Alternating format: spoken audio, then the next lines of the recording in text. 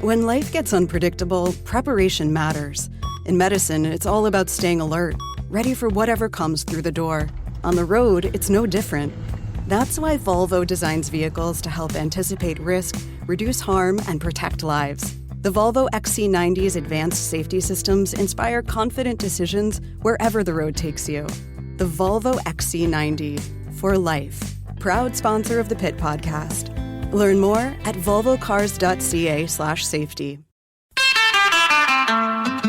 CAQ has an agenda. It's reflected in the immigration policies. It's reflected in Bill 21. It's the same thing. It's nationalistic. The power is in the hand of the business owner. This is an administration that keeps telling us that they are so green and you are not woke enough. The stories the office is buzzing about. The Big Five on the Elias Macco Show. Brought to you by investment advisor Richard Lapointe of CIBC Wood Gundy. Richard Lapointe can always be reached at 847-6324. Listen, if you want, we can just make this cookie recipes. The next half hour are favorite cookie recipes. So that's what we're talking about, is how to cook great cookies. Hey, it's the Big Five, everybody. We're going to talk about the workforce and should you get a day off if you think you got the coronavirus, and what to do with a building that seemingly nobody wants. That's what it seems like. Let's get to the Friday edition. I like when it's Friday and you're here, Egbert Gaye. How are you? I'm good. How are you?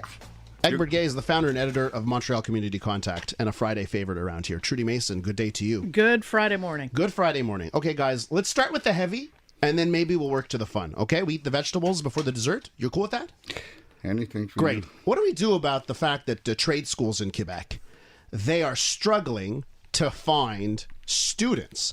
Now, part of the reason here is because the job market is so hot. There's so few there's so many openings and not enough employees that people that normally would be studying in these schools, they're just getting jobs. But Quebec, we are, when it comes to butchers and plumbers and electricians, we have a shortage. What, can we do anything other than open the gates for immigration? Well, you know what? The thing is, we are at the tail end of a perspective where a lot of students are pushed into some sort of mainstream education course, and the shop work, the vocational stuff that we're talking about was left to those who are lower socioeconomic, coming from lower socioeconomic groups and different minority races. Black kids were said, would you try to be a carpenter or a plumber or something? And so the mainstream was left for people to get educated, get to college, get to university. And so it's not aptitude driven. Yeah. It was a tracking device for education. You have to get your degree. You have to go to university. You have to do that. Stuff. We've been hearing that. And so this is the fallout of it. And you add that to the immigration sort of situation that we have here, where a government keeps driving people out of the province. And so it's all coming together in an ugly kind of manner, where the manifestation is we have hardly anyone to do the plumbing and the good stuff, the good work. I worry about it as a parent and also as someone who appreciates quality service. Right. If you're hiring a plumber and you need a plumber fast and you can't get a plumber fast, or at least a licensed one who's going to do a good job, as a homeowner, you're in big trouble. As a parent, I felt that tug and that worry that only a university degree is going to get you ahead. Only, you have to go so far into education these days to guarantee yourself a good future. But we've seen how the workforce has transformed in less than a generation into the gig economy. It's a different paradigm now. And I think that I think that these jobs that are tempting the students away from education are the kind that are gone with the wind. So right now we have a labor shortage and there's some wind under the wings of the Quebec economy. 2 years from now, where are those places, those jobs going to be? Maybe tourism takes a dive, and all those those hotel jobs go out the window, or restaurant jobs, or whatever is convincing the kids not to pursue higher education. So I think the only way to go is to make an offer they can't refuse. I think these training programs have to be more flexible. I think they have to look at running the classes on weekends or in the evenings, so the kids can do both. They want the money. It's very hard to tell a 19 or an 18-year-old, turn down that well-paying job, because you have to delay your gratification for future. So maybe try and give them both. Two things: the number of stories I hear from people that are trying to get, like small projects done in their home. They have a small bathroom reno. They've got a roof that they need fixed, but it's not a big job. I keep hearing stories that, the companies, they don't even call us back. It's too small. Absolutely. They're like, they don't have enough people, and all these people that have like small jobs, they're just they're being left on the wayside because, obviously contractors want. I would tell you, every homeowner has a story. I have work to do in my household right now, but it's so difficult. Look, we have to get back to the schools. We got to get kids trained. We got to change the mindset also, because the mindset still is, let's either go to the gig economy, that thing where they're going to hustle in a call center for a little bit, and then, figure it out at the end. No, we got to get them in elementary school. We got to get them. We got to take it away from the tracking, because remember, it used to be part of the education system, but then they started tracking. They started putting poor people, started putting black people, minorities into this kind of area, and they would drop out because there's not the aptitude. We got to deal with aptitude. Do we have to stop people that are filling out their application forms to apply for a major in English or political science or theater and that kind of stuff? Do we have to stop them as they walk towards McGill and shake them and say no, become a plumber? Well, we can't say that, but friends don't let friends go McGill. I think can't say that. I think the trades suffer from an image problem, but I think the way to sell it to kids, especially if they're staring down the barrel of the gig economy, where they're going to be at the mercy of an employer here and maybe an employer there 3-4 months at a time, is to say, when you become a plumber or an electrician, you can become an entrepreneur. You can own your own business. You can run your own life. You can call your own shots. And I think that may be a sales pitch for the generation coming up. It has to be that. It has to be nothing else, that you sell the trades. It's so beneficial for society. It's so beneficial for communities. People have to know that. So if we've got a work shortage, maybe part of the solution is getting retired people back in the workforce. Quebec government relaxing the rules, but I read this story. This came out of the Canadian press, and I read this story, and it says they're relaxing the rules for retired executives to rejoin the public sector, and they can still receive the full amount of their pension, subject to some other conditions. And I said, okay, listen, this is a good plan, but shouldn't it apply to regular Joe people who are on their pensions and like to supplement their income, work a part-time job more than? I don't know why it's so geared towards public sector high-level positions. Well, you know what? It's that sort of class, that elitism that comes in workplace and education and stuff like that. But we have to remember that people who walked away from the workforce because of retirement was not because of an incapacity to work or an inability to work. They was kind of, society pushed them out because this is when you got to leave.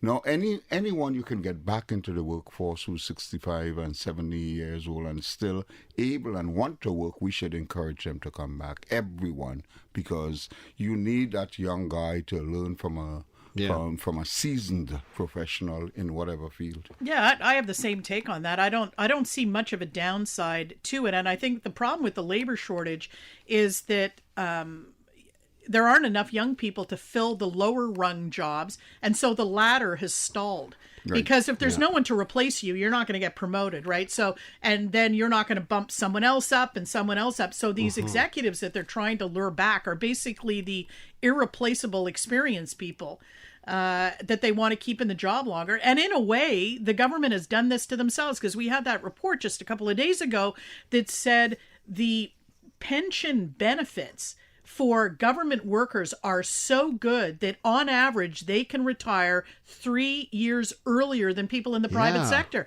So they're blowing this pop stand at 60 or 59 and saying bye-bye, and the province is going, wait a minute. Yeah, exactly. And I wonder if you get bored. You know, I wonder if you get to retire at 60.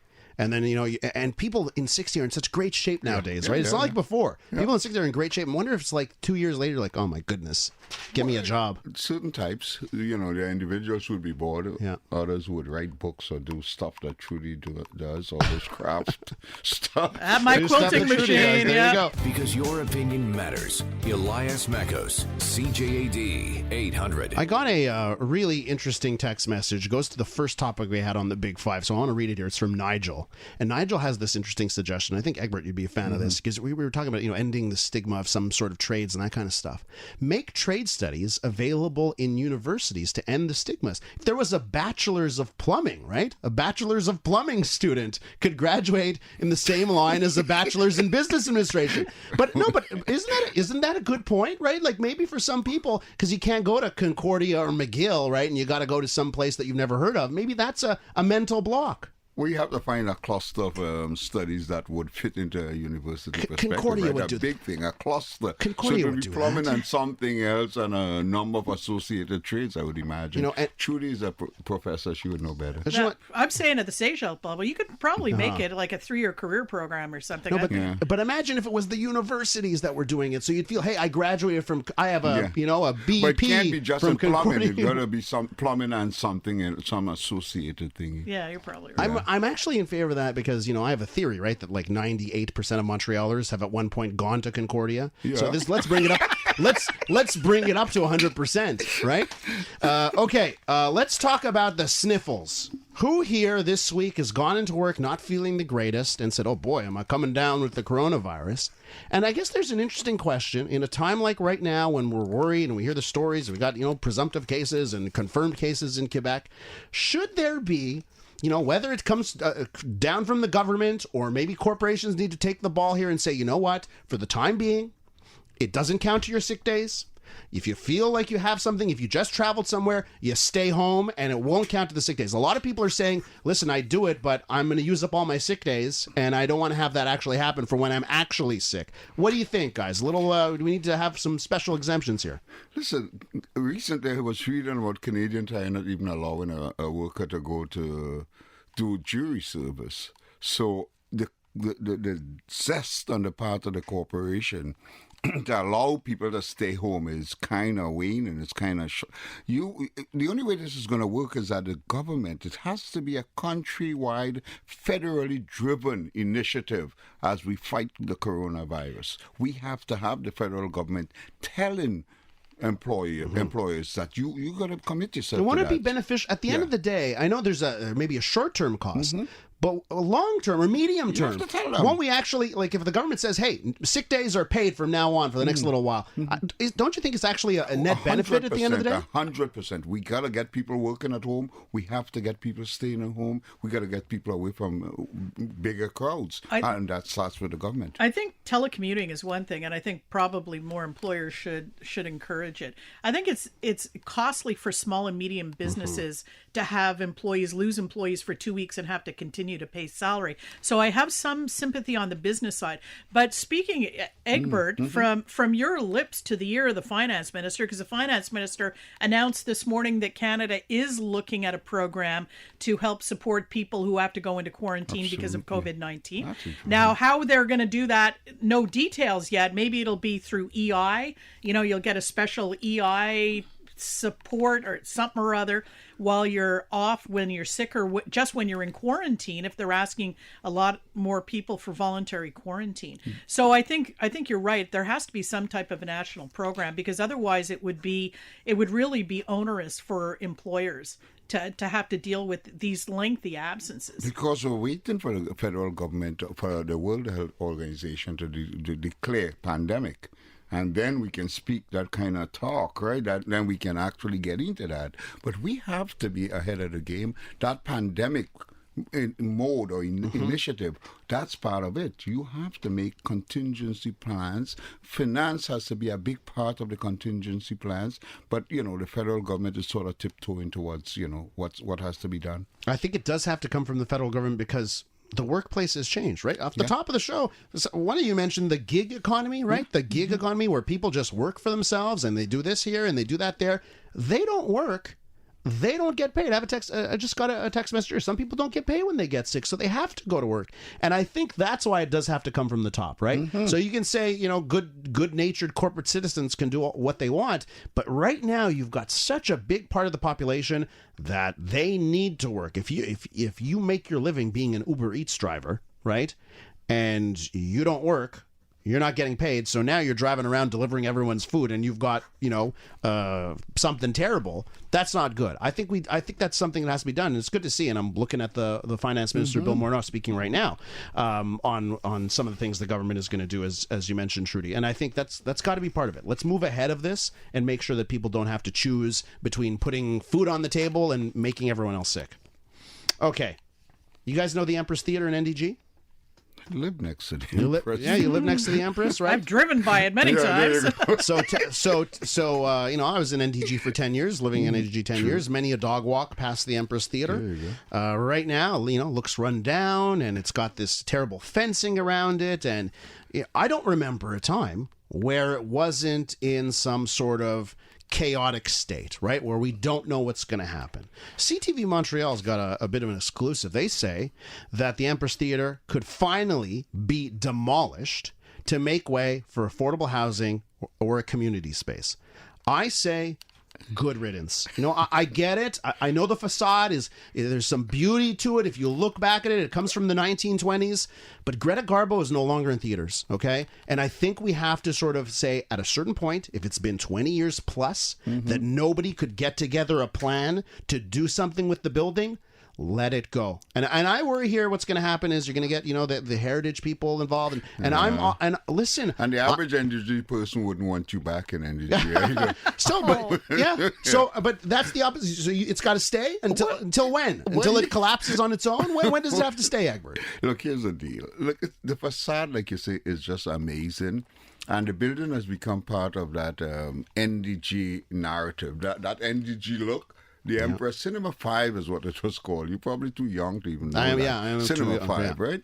So, we can do both things. We can do the changes that's necessary. It has to remain in some sort of arts and culture place, and we can facilitate some sort of housing, social housing. So we can do social housing, but, that facade, that part of NDG, I think should remain. Well, I actually like the project a lot. I like the fact that it's marrying community space, art space, and lower cost housing. And I like the fact on Sherbrooke Street that, anytime you bring life to that commercial especially artery. that area. Yeah, exactly. So I like the project up and down. I know that the heritage activists are not going to be thrilled because they're generally opposed to, I can't remember the word they use. I think they call it facadism, where you just save the facade and the building behind it gets demolished. But honestly, there comes a point where it's like the Seville.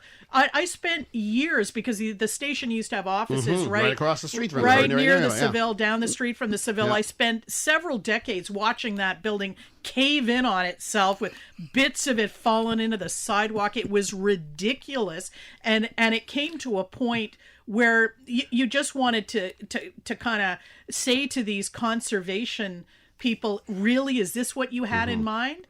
Because they're not to blame, though. It's the government who's to blame. No, I get that, but the fact that place wasn't redeveloped, I think, was because any entrepreneur any developer wanted to take it on, knew that they'd have a gigantic fight on their hands to the marquee this and and it would become a big headache. Activists, That's why I worry about the final design of former Cinema 5, the Empress Theater. Honestly, save the interesting parts of the facade, get rid of the rest of the building, and create a new one that's for the needs of this century. That would be helpful. The challenge has to be, look, I'm speaking for my wife here. She is one of those heritage activists who believes in maintaining and keeping. Well, that's why she married you, right? To protect this heritage. guess so. So we have to do the hard work. We got to keep what connects us to the past in certain instances. Yeah, I think you want to can get do rid it. of it all. Huh? It's not. You know what? I wasn't like that, by the way. No? When I moved to NDG, I was like, "What a beautiful, gorgeous building, and let's work to fix it and make sure it stays." But I'm sorry, now when you look at the history, and it's been more than a couple of decades where nobody can get a plan off the ground, that's an indication that it won't work. And I think the proper solution is maybe you have a bit of facadism. You save the corner where you've got the beautiful, beautiful architectural aspects. Those nice things up at the top, of that course. Egyptian-looking thing. You know what? So you cut out a part of it from the roof when you're doing the demolition. Lightning is gonna you cut out all the strike part. you so hard. No, but you make a talking about? rotunda. We You make have an entranceway. You pay an ode to the history. You put up great, gorgeous photos of the history of the place, and you pay respect that way. Because otherwise, it's another two decades of it being empty. You're saying that we can't work the both areas? I'm saying that at a time when large parts of Montreal are screaming for affordable housing, when artists would like some space that doesn't cost them an arm and a leg, where people would like to have community space to meet in, are we really going to hold up a project because heritage activists might say, no, you have to save the whole building, and oh, by the way, that means no apartments? No, but we can do it, though. No, I don't think we can, actually. I think taxpayers have decided that when push comes to shove, the frills go out the window. And I think this would be a frill for a municipal housing agency to have to endure the cost of dealing with that building beyond just saving the facade. But to protect its true heritage, it's got to stay a theater and an art house theater.